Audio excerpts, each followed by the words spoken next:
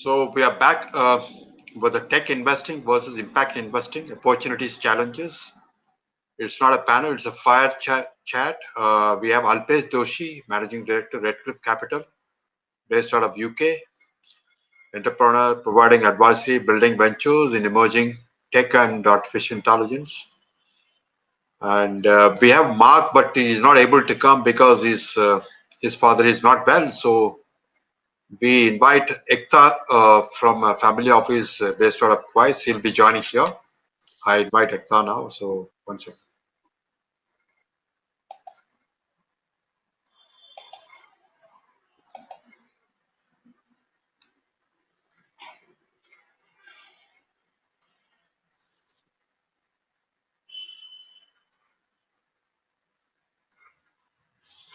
Hi Rajan, hi Alpesh.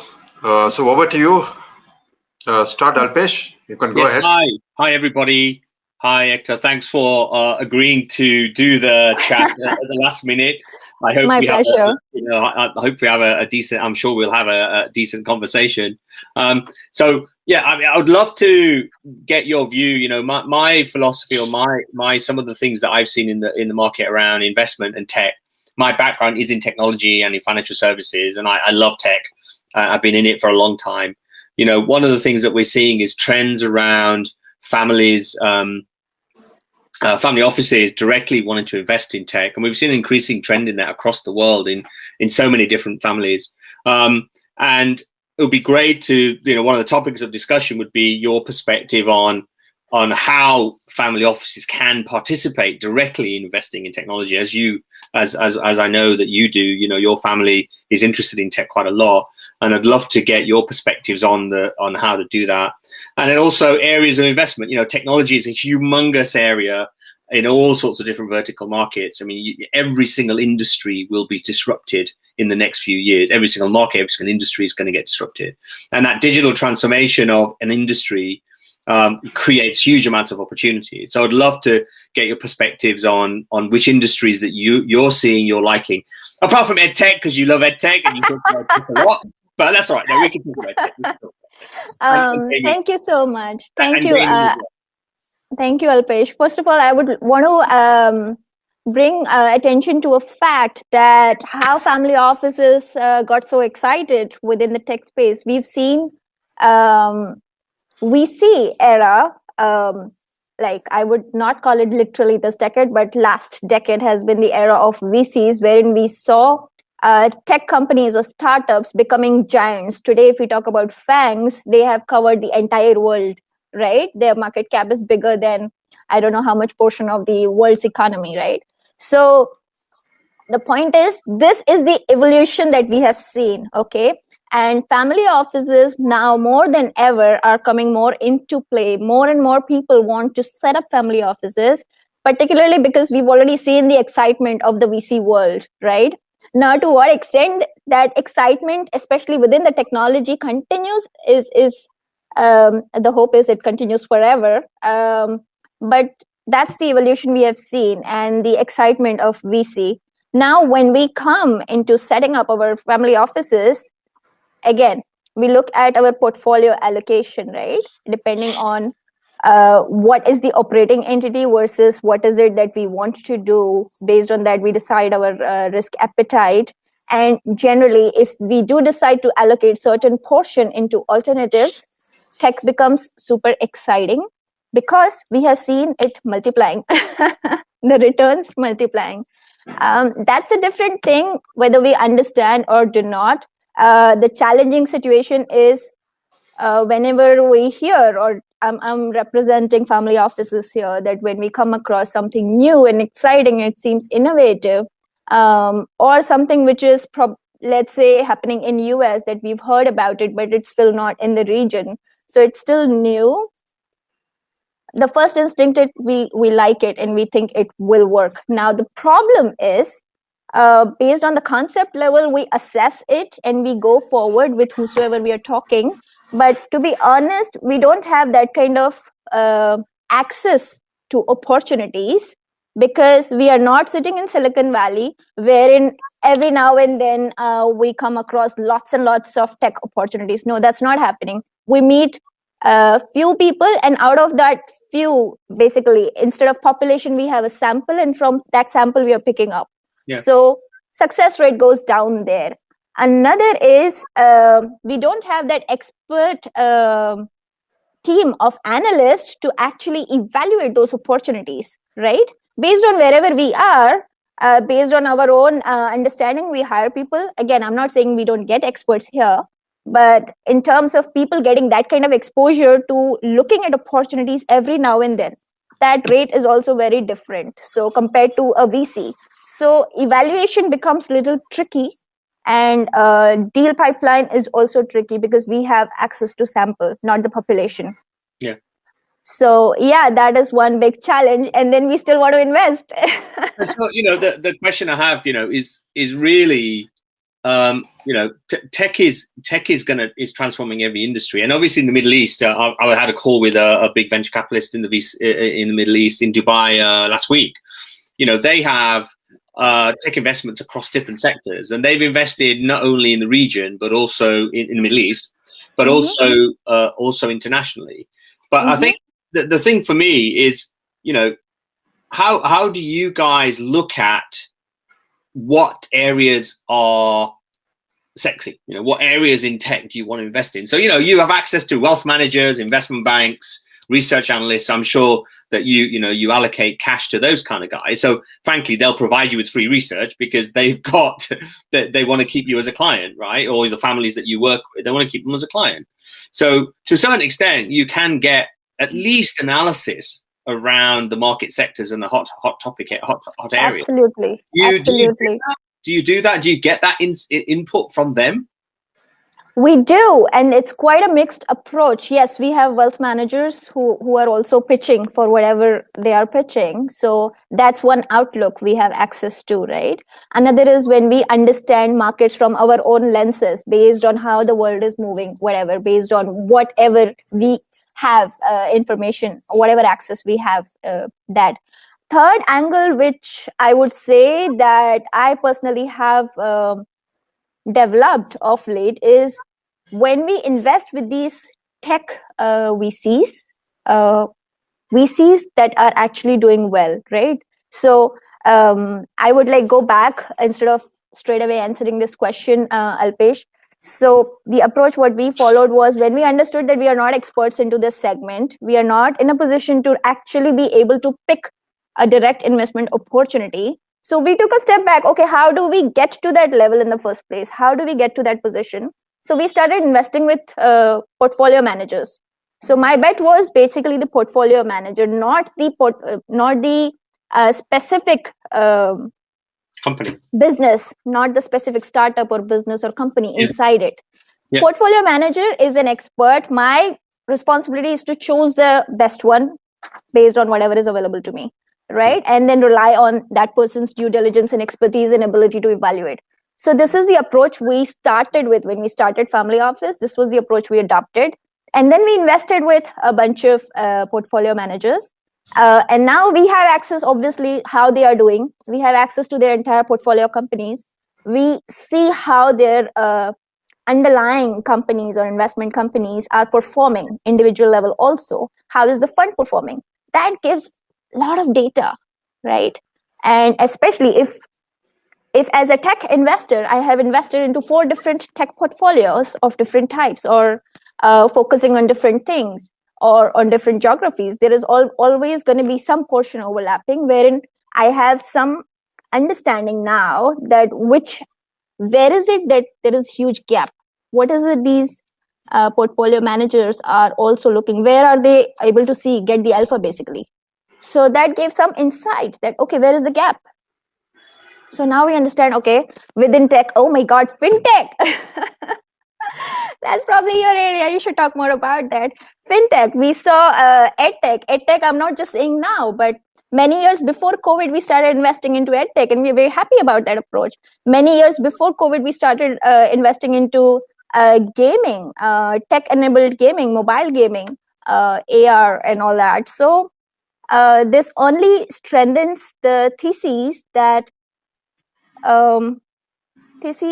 anything which is driven by the demographics or mass, which could penetrate at a mass level, or which could revolutionize the entire ecosystem. Those are the kind of opportunities that we want to look at, probably. Yeah, within tech. So, fintech is huge and transformational, as I'm sure you know. I think the challenge for me is with every industry, including in fintech, is there are so many sub-industries within fintech. Like, I don't know how many, let's say there's 20 different areas of fintech, if not more, right, that you can invest in. And I think what I've seen, in my experience, is really the tech side is, to be honest, in quotes, easier. The challenge is really that I find is what is their go-to-market strategy? What is their marketing?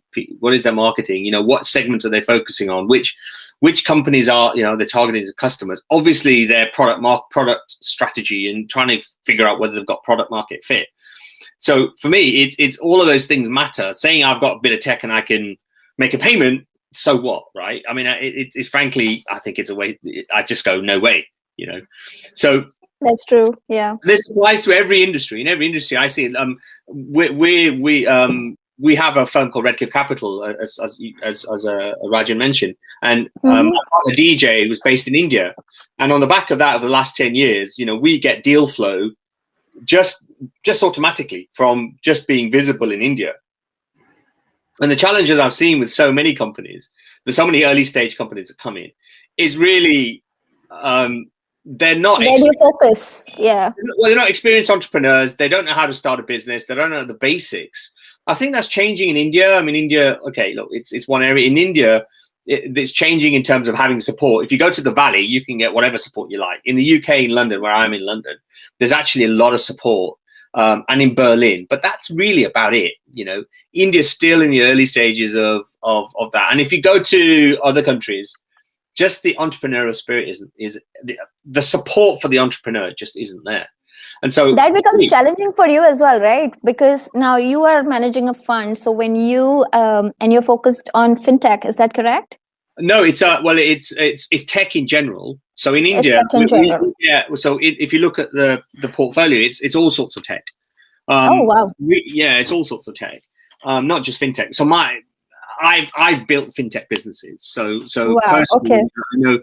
I know the fintech side. So I'm 100% sure. If not billionaire, I'm definitely talking right now to a millionaire.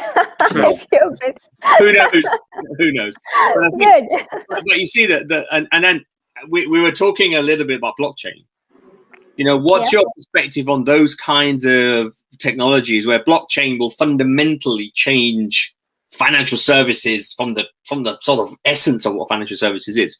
Have you looked, what is your view on how blockchain is number one, what's your view on blockchain in general and application of blockchain? But what's your view on that premise that financial services will fundamentally be replaced by DeFi and fintech? I truly agree with this, that it's going to revolutionize to a large extent. It's only a matter of one big institution adopting it.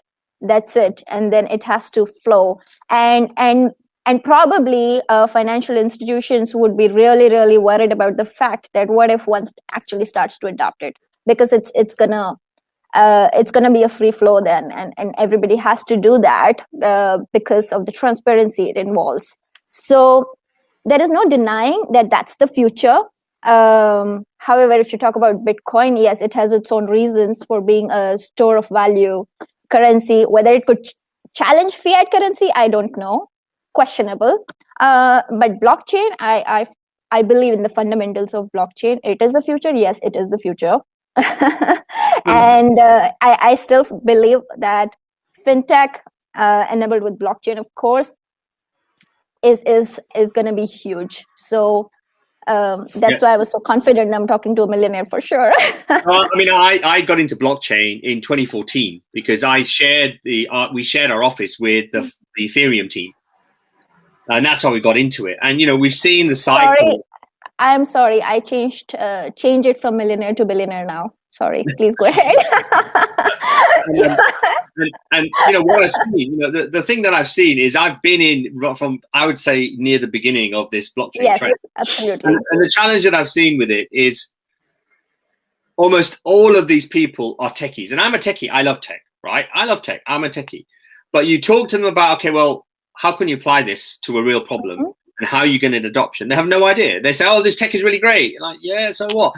I've seen hundreds of blockchain companies that come to me. It's a very good question, actually, and perfect for somebody like me, because I'm not a techie at all, right? I don't have a tech background, even though I invest in tech, yes, but I'm not an engineer. I don't have a hardcore tech background. But when it comes to investing, I rely on the fundamental of one thing: that what problem is it solving?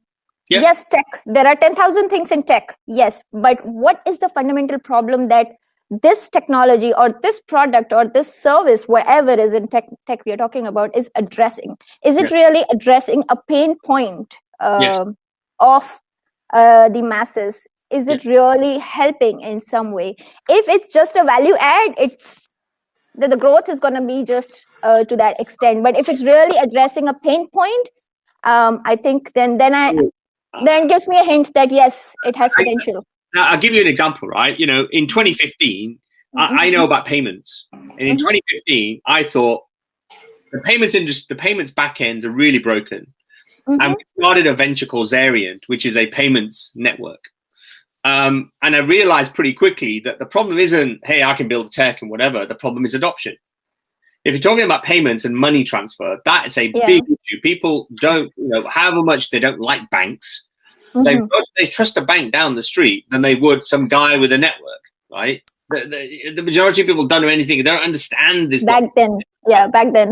And so even now, I mean, I see so many, God knows, all the time. I see these guys that saying, I've got this clever payments thing and I've got this DeFi thing. Yesterday, where I was on a session with some people who built this lending platform, and it's like, so who's going to trust it? Who is going to trust their real money with this little tech thing, right? And that's my challenge with it, is that people, it's too esoteric. It's not easily understandable, and therefore people generally think it's risky. So yeah. Anyway, but I'd also really would like to get your perspective actually on AI and AI investments. What are you seeing? What's your perspective on that in general? To be honest, so far, I don't have any direct investments into it, and not really focused a lot on that.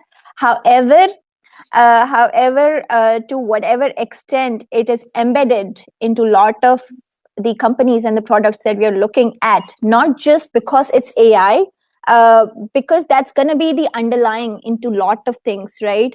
So the focus is not necessarily that, but yeah, the wonders it does within that segment. So for example, AI into entertainment, AI and VR, both for that matter, within entertainment, within gaming. So what about EdTech? AI in EdTech? Within EdTech as well. Absolutely. You talk about tech. So it's the underlying principle, I would say. And it is penetrating into all the areas. I was looking at an entity that focuses on one specific vertical, that is HR. And that was AI enabled, and therefore it was able to do a lot of things that manually becomes very challenging. And I was like, this is amazing. So that's the future. I shouldn't even call it future. It's present, it's future. But again, end of the day, what is the problem it's solving is my thesis for any investments per se. Cool. You could add more to that. If there is the easiest way for you to guide non-techies while looking at AIs, probably you should give us some ideas about that. I mean, as I said, I'm going to show my age, but I wrote my first neural network in the 90s. Okay. So I don't do any coding now, but I had to do it back then. So okay. Then you may want to share the beauty products as well that you've been using. Is AI involved in that? Hey, I'm Indian, Indians, the skin and obviously the camera is just shit, it's like fair enough. It makes you look younger than you. So, Very good. yeah, Okay. so I mean, I think it'll be so. Do you have a formal process that you go to? How do you decide? You know, you mentioned something about you deal with some of the analysts and you get the information from them, but you know, do you have a formal process that you? I have 5 steps in my process, and this is what I need to know before I invest. You know, Before I invest in a direct deal or a fund? Indirect. Of course, we have process. Like we have a document, we call it deal sheet summary, which basically covers all the important necessary details for us to evaluate any investment opportunity.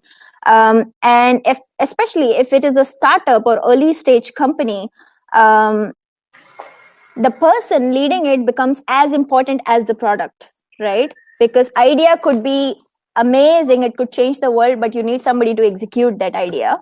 So in those kind of deals, the person's pedigree, person's track record becomes very critical. I give a lot of weightage to who am I dealing with, who is the person, because I'm betting on the person in that case, right. if it is early stage particularly.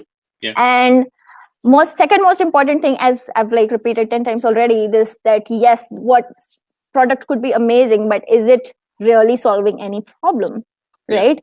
Hopefully it's not creating a problem, it's solving some problem, and helping making some change, right? And you call it impact investing, may not be, but end of the day, anything that is changing drastically to how we see, feel, or experience a particular thing is where we could expect it to have a mass level effect. So that becomes the next thing. Do you use data? I mean, do you use analytics and data to understand the depth, right? Because so we use a couple of platforms. For example, for early stage companies, we use Crunchbase, we use PitchBook, these kind of platforms to do some peer analysis, to look at the data, whatever is available to that extent. Of course, if you're dealing with company directly, we will have access to their data room, and then we get an opportunity to actually dig into details that, okay, what is their unit model? How is it coming? How are they? Because anybody can talk about, oh, in next 5 years, I'm going to be this big giant. Okay, where is the data coming from? How are you getting to that? How are you basically, what is the unit? How are you making that $1? How much versus whatever you're investing? So that number front of, obviously that number crunching definitely goes in that as well. But numbers is one part. Theme itself is another part. Team, it's not just one person, because it cannot be one man show. It doesn't work that ways. There has to be a solid team. If it is a tech, then we would like to see either the CEO or the founder itself having tech background. If not, then another solid person with that tech background. If it's another person, in that case, there has to be certain degree of motivation for the person to stick around, right? So that kind of agreement needs to be in place. The skin in the game is important as well. So these are various things, but yeah, we go into a lot of details. Preliminary first assessment is not all these numbers. First assessment is not that. First assessment is, what is the product? Okay. And if the idea itself is amazing, then we get into, okay, yes, we would want to know more about it. That's when we get into details. Okay, now who is the team? What are they doing? Show me some numbers. What is it, the track record? What is the peer comparison? What is the data? Then we get into those details for the already filtered companies. This is the approach we follow. And what about stage? You know, obviously the earlier the stage, the riskier it is. I don't necessarily believe that's the case. But yeah, that's true. Generally, particularly for us, we don't go into seed stage. We generally avoid early stage as well, very early. Preferably Series A, Series B is relatively a sweet spot for us and for many other family offices for two things. One, because by that time, at least product is in place. It's not a random idea which may or may not convert. So at least we have some opportunity to see what tangible product or service, for that matter, we are talking about. So Series A, Series B is relatively less risky. And by that time, we at least get to see certain capability of the founder to execute the idea. If the founder has been successful, at least to get the viable product by that time, then it's already a credibility getting attached to the person, that okay, if he's able to come to this level in this much time with this much investment, we could bet that with certain degree of investment and this much time, based on whatever the founder is telling us, we could or could not trust. So that gives some assessment on that level as well. And so interesting. And one of the things that I've seen is valuation inflation. That's I don't want to use the word bullshit, but I anyways use that. Early stage. What valuation are we talking about? No, but if you go to let's take the example on the payment side, right? If we talk about checkout.com, right? I don't know the details of that. You may want to share some of the information. He basically he's had the business for 10 years, right? And his valuation went from less than $1 billion up to 15 billion within 2 years. In 2 years, he's really less than 2 years. In fact, the valuation is now 15 billion, and he raised around 400 million. Are those 2 years? So are those 2 years the last 2 years? Yeah. Exactly. So there is no need for any discussion. Last 2 years have been crazy. It's just like that's the challenge for me. But I think on the flip side, I look at it from an investor perspective. Investors looking to get into payments. There aren't enough deals in payments. There aren't just enough businesses in payments that can scale. So, Guillaume, I think that's his name. He's done a great job in selling this to the investors and going, well, you want a bit of in, I'll charge you, it's 15 billion. Do you want to invest at that? And they'll go, yeah, all right then, because I want to be in it, right? Because if you look at Square, it's 100 billion or whatever, and you look at Stripe, it's 125 billion. I know. It's crazy. In last 2 years, particularly, if you look at especially post-COVID, all tech, name it. I would be shocked to see if any tech company has not done well. Then that's a big question on that company itself. Even the startups, any startup which is tech-enabled, the valuation has gone up, even if fundamentally nothing has changed much. Still the valuation has gone up. So it's the sentiment which is driving. It's the confidence of investors or overall economy within tech, because we've seen these giants overtaking the world, right? But fundamentally, at this point, I personally, in my own decision making, I'm avoiding entering within tech at this point, especially the listed entities, because it seems crazy entering into tech at this point. So do you think there's going to be, in the listed markets, do you think there's going to be a correction? Yes. Yeah. If I were able to say when, then I would become God. But it doesn't make sense, to be honest. It doesn't make sense. Look at the markets, look at the economy. We have seen so much of drainage, so much of downturn, which should have been seen in some form, which is not visible at this point. So at some point, we are going to see correction. It could take 8 months. It could take a little more than a year. But in the short term, this is my understanding based on whatever information access I have. I'm hoping. Yeah, it's always interesting to hear, and how do you assess that? I think it's that if you look at the fundamentals of a lot of these businesses, it doesn't add up, right? Doesn't make sense, right? Doesn't add up. But right now it's when COVID happened, the markets went right down like 20-30%. So all of in fact, I don't know whether your families did it, but a lot of families in high net worth borrowed large amounts of money to then invest in the market, and they made huge amounts of gains in last year, right? Which is amazing. So if we have a long-term view, that's what I strongly believe also. Long-term, like 10 years from now, 15 years from now, obviously it's going to go up wherever we are. Even if we are like crazily overvalued, it's still going to be about that because we are taking that kind of long-term view. But if you expect that you enter in the market right now and next 2 years you see the same kind of growth that you saw in last 2 years, may not happen. Sorry. So be careful about that would be my message. Because in short term, anything is possible. But long term, we can have certain degree of confidence in the economy overall. Yeah. So that's a good point, actually. I haven't asked this question, which it would be interesting to know is how do you, when you're looking at investments and tech investments, what is the exit strategy for you? I mean, are you looking for them to be bought? Are you looking for them to listed? How do you perceive the exit strategy for the particular investment you have? Do you see it as a 1 to 3 year, 3 to 5 year, 5 to 7 year investment? Do you want the company to? This is very interesting. Obviously, when we make an investment, if the exit is not clear or not visible at all, then obviously that's not a good investment at all to make in the first place, because ultimately we want to see the returns. As part of family office, we have a little more flexibility compared to the VCs, because we are not tied to that tenor of the fund.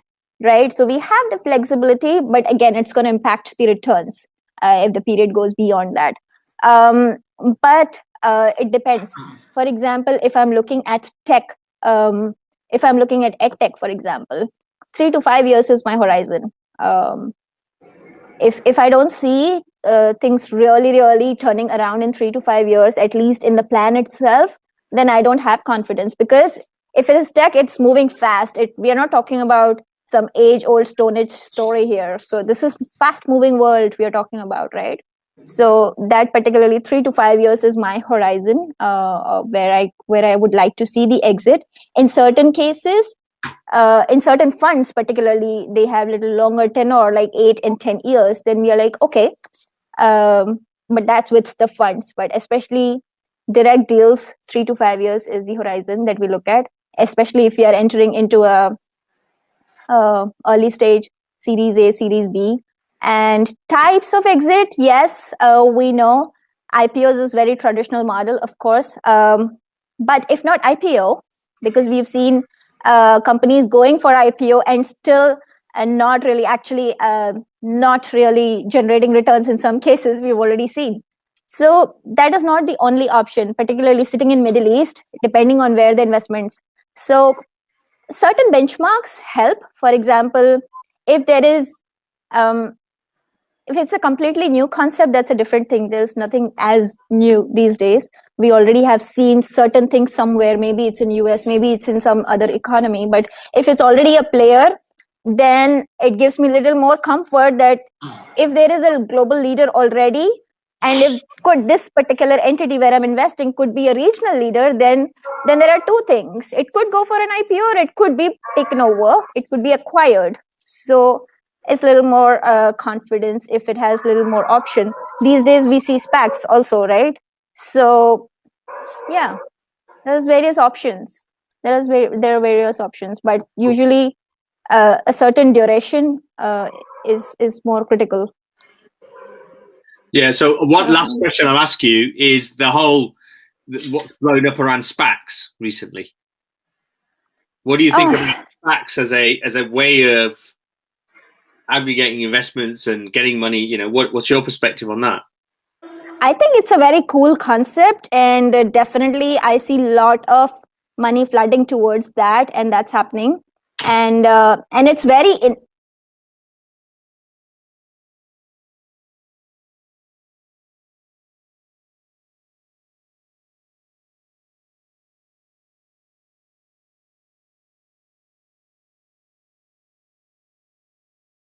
on something like that. Probably yes, if it goes along with the theses that I'm following, if I'm bullish in that direction in the first place, yes, absolutely. Cool. Yeah. Well, I think we've run out of time. We're at the top of the hour. So Ekta, thank you very much. Very interesting conversation, and really appreciate you two coming in at the last minute and having a discussion. So I appreciate that. Right, thank you. Over to you. Yes. Thank you so much, Alpesh. Thank you so much for having me here. Thanks. I think Ekta, you made up your time now best. Past session. And Alpesh, thanks for taking out the best from a family office. Yeah. I mean, the opportunities, challenges. I got to learn a lot. Now I can deal better with her. But you're not Okay, covered on the perfect. much of an impact investing. You're not covered much. Most of the tech investing you're covered, right? Are you Tech talking to is me? making all the impact. I'm Are you asking me or asking Ekta? asking both of you as a panel. Yeah, I mean, we're working on sustainability and impact big time. Okay. There's a lot of so much opportunity. I mean, our angle in terms of our portfolio is actually really around data. One of the foundations of this is around data, around sustainability, and that's one of the areas that we're seeing humongous growth and humongous gap in the market. Everybody's talking about data. Everybody's saying we don't have it. And without data, you can't actually, for real estate, as just one example, you can't measure the carbon footprint of your asset, and actually you can't manage the asset better anyway. So, and then it goes across investment. So in the financial markets, ESG reporting is, from a regulatory perspective, is becoming important in financial markets in Europe. Obviously, the US is now waking up, and I think it's going to happen there as well. And so we're seeing a lot of opportunity, not just around tech in data, but all sorts of different areas around carbon reduction. I mean, there's so much batteries, huge amounts, and then obviously applying. So I had a portfolio company come to me 2 or 3 weeks ago, and they're doing a battery business, and they're assembling batteries and providing backup batteries for 2-wheelers and 3-wheelers in India, for example. So we're seeing huge amounts of interest in the space, and actually companies innovating around that in all sorts of areas. So I think it's a definitely an emerging sector. Alpesh, I have a quick question. Yeah, go ahead. Sorry. So my quick question is: these days we see a lot of even in fintech, even in something which is not directly related to utilities, energy, or renewable, or whatsoever, which usually was the traditional way to look at sustainability. We see sustainability index for various other types of funds, various other types of companies. We see the rating, ECG rating, or sustainability rating. What is it called? They're all meaningless. I was right. Yesterday, I was talking to one of the oldest families in the UK. It begins with R. And I know the CEO of the family office, the chief investment officer, the CEO, and he was saying to me, because they're asking, it's a one LP. You can imagine who the LP is, right? And the family, he says to me that they don't believe in any of these ratings these guys produce. They're all fictitious, right? Because the reality is there is no data. They're making this shit up. The indexes they're getting this company data. The reality is the companies aren't actually giving them any data around their ESG and sustainability initiatives because they don't have any. Right? I actually saw a reverse correlation. It's very funny. I was trying to actually, not that I didn't have any work, but out of my curiosity, I took like a bunch of like 7-8 funds and started, okay, they all are talking about this rating. Let me actually see the rating versus the return. And there was inverse correlation. I was like, okay, the worse the rating, highest the return. Is that how it works? Absolutely. I think it's not how it's supposed to be. But I was on a webinar that UBS did.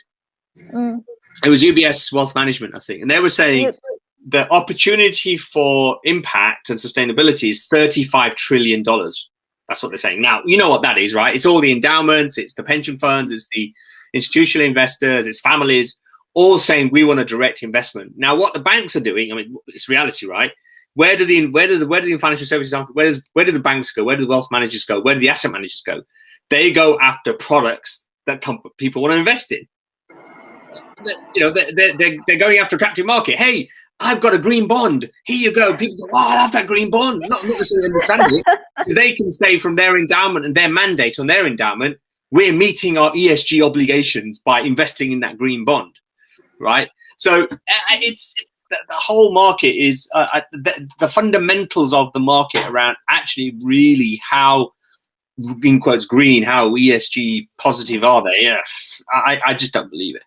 So Rajan, to just add to that point, and actually again, adding to what Alpesh said, and now what I'm able to conclude is, at this point, since we don't have a lot of data and we are still giving certain level of ratings, we are seeing a lot of ratings. Where is it coming from? I don't know, but cannot completely rely on that rating. That is number one. And number two, impact investing, I think, is still taken in a very, very literal sense, wherein people think when you say impact investing, the first thought is trees, second thought is, okay, environment.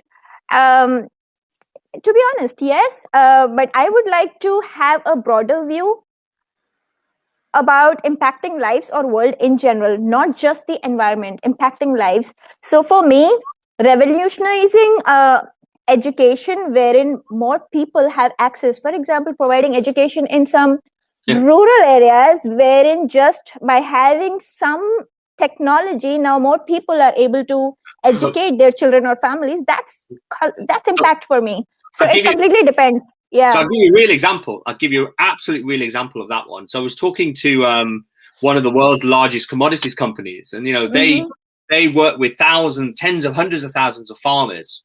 And one of the things that they said to me is what they want to do is lend money to the farmers to improve the yield, to improve the crops, but also obviously improve the lives of the families.